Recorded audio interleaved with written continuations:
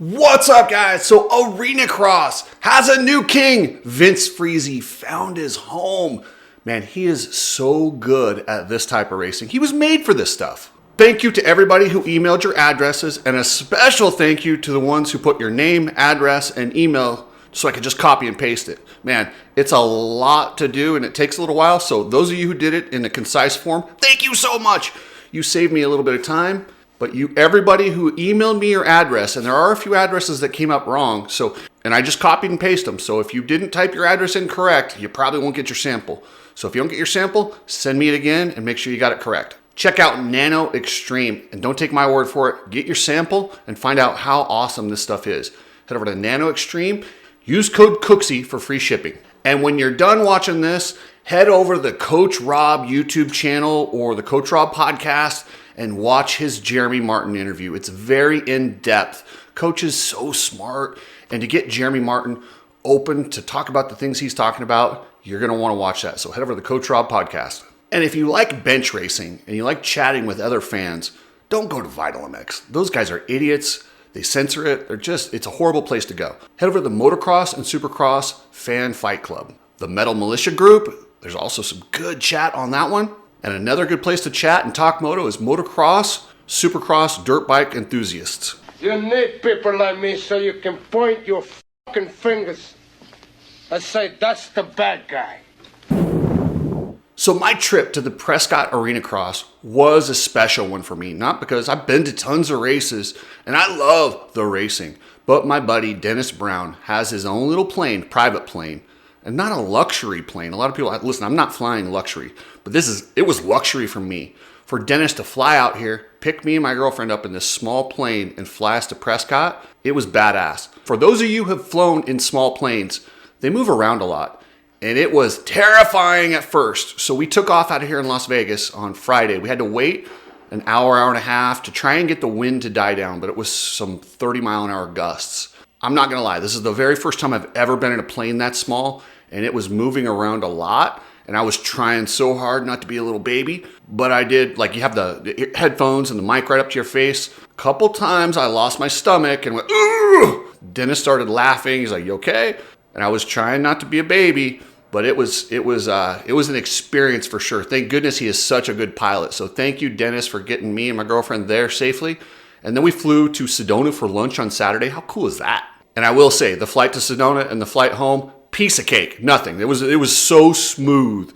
But when you have a small plane and 30-mile-an-hour winds, yeah, it was a little nerve-wracking. And honestly, about halfway through that trip to Prescott, I'm thinking, man, maybe I should have drove. So the new king of Arenacross, Vince Freezy. Man, he is so good at this tight racing. Is something, I know he gets a lot of heat for being aggressive and doing some dirty stuff. I defend Vince on 95 to 99% of the moves that he makes. There's a couple where I was like, dude, that was over the line.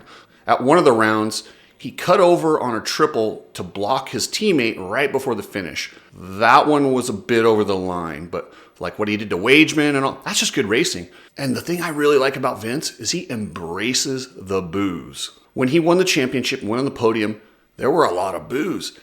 By the way, the crowd in Prescott, very educated, respectful. What a cool crowd. That area has some really strong motocross, supercross fans that know the sport, and they knew what to cheer for or what not to. The trackside announcer, Zach Herron, this guy's good. He literally kept everybody up to date. So I'm there with my girlfriend. She doesn't know Arenacross very well, but Zach kept her informed to a level where she really enjoyed the sport, the story. She knew what positions to watch for in qualifying. They do a great job. So if you're not watching Arenacross when it comes to your town, I'm telling you, you're missing out on some of the best racing you'll ever see. And the level that Vince, Brees, and Paulatelli got to this weekend, they were going so fast. I don't think Roczen, Tomac, or any of the other top guys could have gone much faster on that little track. They got everything. I mean, they were pushing it so hard. And if you don't believe me, just go back. Vince beat Roczen and Tomac on a tight track that's very similar to Arenacross in Abu Dhabi. So yeah, he's world class. And Paulatelli and Brees were right there with him, getting everything out of that track. They were pushing so hard. And that MCR team coming into Arenacross was the best thing that could have happened to Arenacross. Arenacross back in the day when it started was a guy by the name of Mike Kidd. His idea was give the riders a place to make some money, treat them right, treat them fairly. He was a rider, he got it. This new group that's taken over, and actually the group before that, the kicker people, they do a really good job at this. Now it's like we're getting the glory days. When Feld bought the Arenacross series, they tried to make it like a mini Supercross. And we know how Feld treats riders and teams. They treat them like crap. They treat them like product. At these Arenacrosses, these riders get to feel like the stars that they are. They're not treated like they're lucky to be there. They're thanked for being there. And with Arenacross, you're so close to the action. You can see all the different ruts and lines. And man, I gotta say, Austin Politelli, going through those whoops the first couple laps, he only hit it a couple times, but he hit those whoops. It looked like a flat straightaway. If he could do that the entire main event, he'd probably win every round. He looked like Jet Lawrence going through the whoops. As the race faded on, not so much. There's not many guys that can hit the whoops like that on planet Earth. And on Friday night, Politelli had that second main event won. He had it. He had checked out. He was about 2 seconds ahead of Vince Freezy. And it looked like he was going to go on and get his first. He got a win earlier this year when the guys got docked, but he was about to get a straight up win. And lappers have been a big topic the last couple weeks. Well, in Arenacross, it's even harder because there's nowhere to get out of the way. Like there's this small track. They come up on you and, lap times are 20 seconds. They came up on a guy, Dane Morales. Awesome rider, really good, made the main, battling hard. But dude, you got to get out of the main line. He held up Austin Politelli for 2 laps, allowed Vince to close in, and then when he finally moved over, Politelli, he's a badass. But this is the difference between Vince and some of the other guys. Politelli was pissed, so as this guy pulls out of the race line, Politelli goes out there and just cleans his clock, puts him on the ground. And he definitely had it coming, the way he blocked them and really ruined the race for Politelli. But when he did this, Vince just goes, yeah, okay, you can settle that beef, but I'm going to win the race. And he got past him. And like I said, while it was justified what he did, man, I was bummed that Politelli gave up the lead. And when he hit him, it kind of messed up his front brake, and then he ended up getting third in the main event. But that's the thing about Vince. He's not going to settle a beef. He's going to win the race. If you have a beef with him, you're going to have to deal with it in a different situation. He does not care about a beef. He wants to win the race first, get the money, and he'll deal with everything else afterward. He's not going out there to just settle a score. And even his teammate, who they're friends, and yes, I looked at it really close. I don't know how Tony Alessi keeps Ryan Brees and Vince Freezy from fighting each other. It's like owning 2 lions, and every single week you have them fight for one piece of meat and not ask the lions to fight each other. Yeah, that's going to be difficult, but they managed it, and they get along pretty well. But Brees was he was smoking mad. He wants to win as bad as Vince. They both have this like killer desire to win the race. And the last race of the night, Vince only had to get 4th place to clinch the championship. So he kind of laid up, didn't want to battle these guys. He took his 3rd, but Brees got the whole shot and he was like, I'm winning tonight, period. Vince backed off. I think Brees was pissed. He's like, I wanted to beat him at his best. I've never seen a guy win a race, win the overall for that night, and look so mad afterward. He was really pissed. And in the press conference, he couldn't even hide it. But that's what I like about these guys. They want to win so bad, and they want to do it when the other guy's at their best. He wants to prove he can beat Vince Freezy on his best race. And like I said, I love seeing the MCR guys battling like this. It's such a bummer that they had so many injuries in this series. They lost Wageman, 5-time champ, Kyle Peters, Kyle Bitterman.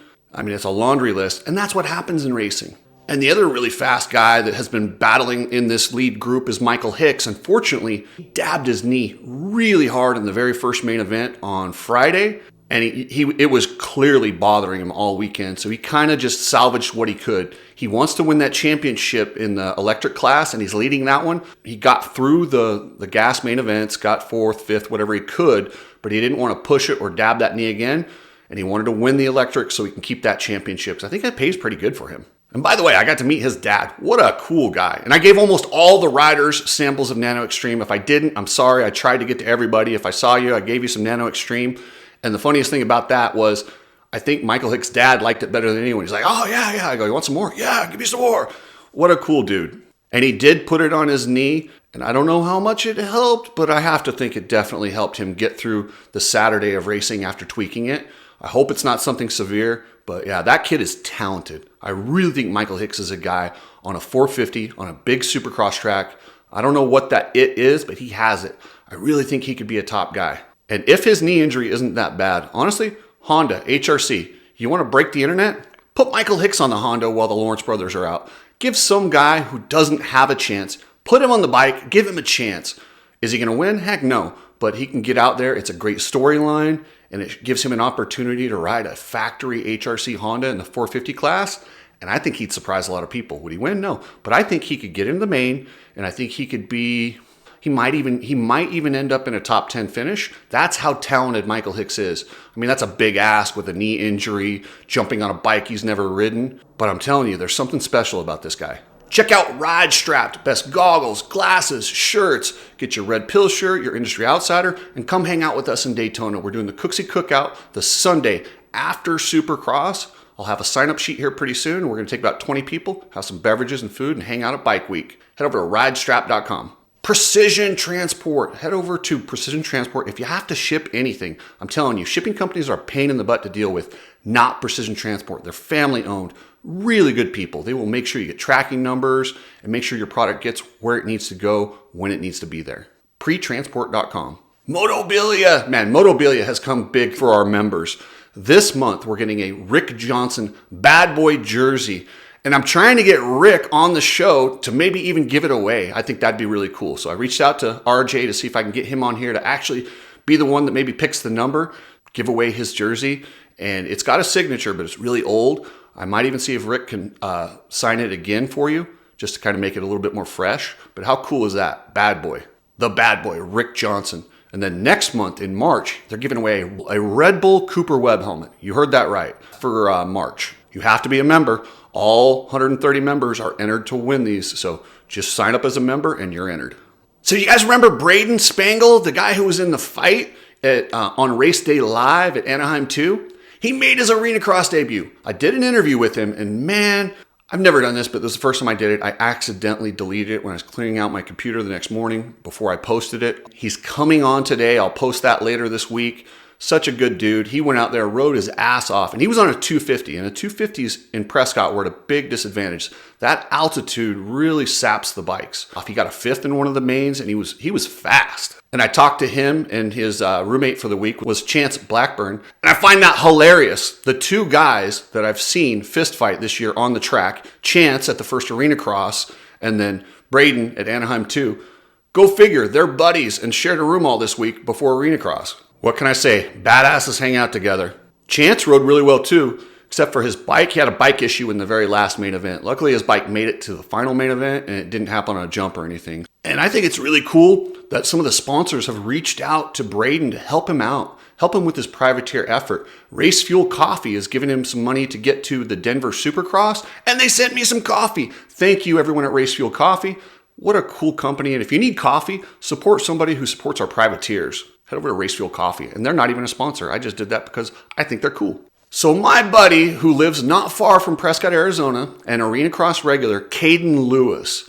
So Caden made his first couple main events a while ago. Then he went and raced Supercross. He got into the top 40 at Phoenix.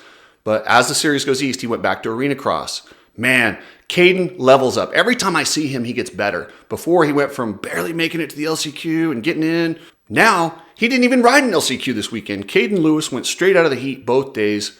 Good job, Caden Lewis. I love seeing the improvement. He's also on a 250, which is a big disadvantage. But he's staying with the bike that he's racing in Supercross, and he wants to just keep everything dialed. These guys who race Arenacross are learning a racecraft that you just can't learn almost anywhere else. You get so much high-quality racing in one night. Carson Manquist, another Supercross Futures graduate, racing, and man, Carson rides really good. He was caught in some pileups on Friday night, didn't make the main, but he came back, made the main on Saturday, but he is learning so much. I'm telling you, these guys who do this, they are upping their game so much. They get to learn from guys like Vince. And Vince, like I said, you can watch Vince's racecraft, and you can say what you want about not liking Vince. He's good. And as I was walking through the pits, I am shocked that so many riders like Cade Clayson, Mitchell Harrison, Logan Carnow, Hunter Schlosser, why don't these guys race more Arenacross? They go out, they get treated like crap by Feld, they pay gigantic entry fees, when they could go race Arenacross and race for main events and top finishes and making money and actually be treated right. Sean Smith is the race director, and he's old school. He reminds me of Mike Kidd back in the day, who was a racer. They want to make sure these guys are taken care of, treated fairly, and they're treated like the stars that they are. You won't see Arenacross kicking out anyone like Colin Morrison for, promoting themselves. They want to help the riders build their brands. So if you're one of these guys struggling to get into the night show at Supercross, I'm not saying don't go race Supercross when Arenacross is over, but man, you are doing yourself a disservice by not racing this series. You can make money, you can be the star, and it will improve your skills to where when you do go to Supercross, you're going to be a lot better. If you struggle with whoops, I'll tell you what, you ride Arenacross, you will learn whoops really fast. And they have the e-bikes there. I'm not the biggest fan of the quiet racing, and I wish they had a full gate. They only have about 6 guys out there, but they had freestyle guy Patrick Evans out there. I'm sorry, Patrick Evans stole the show with his gigantic whips. This guy is poetry on a dirt bike. And then you saw Kalana Humphrey. Kalana Humphrey is just a pit bull out there.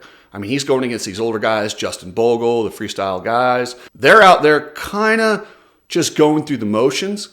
But Kalana wants to win, and he wants to win bad. He stuffed Bogle, and then Bogle came in and hit him about as hard as I've ever seen anyone get hit. And you could hear it because those electric bikes are quiet, so you could hear the clank all the way through the arena. We were like, whoa, Bogle just torpedoed him.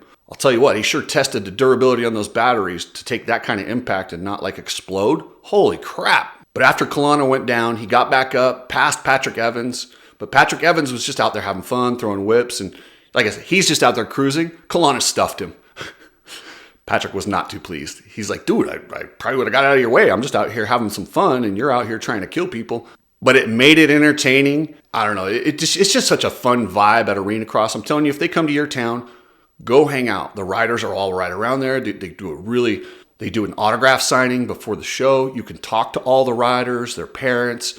It's just old school. That was the first one that Dennis Brown had attended. That's my buddy that flew me there. He's like, dude, this feels like racing in the 90s. I love this. I'm like, exactly. And that's exactly what this sport's all about. So if you like the old school racing in the 90s, you like dudes having fun, riding hard, competing, go to Arenacross. Thank you, members. Thank you, Arenacross. I really appreciate you guys. It's nice to go to the race and see people doing it the right way, appreciating the riders, the fans,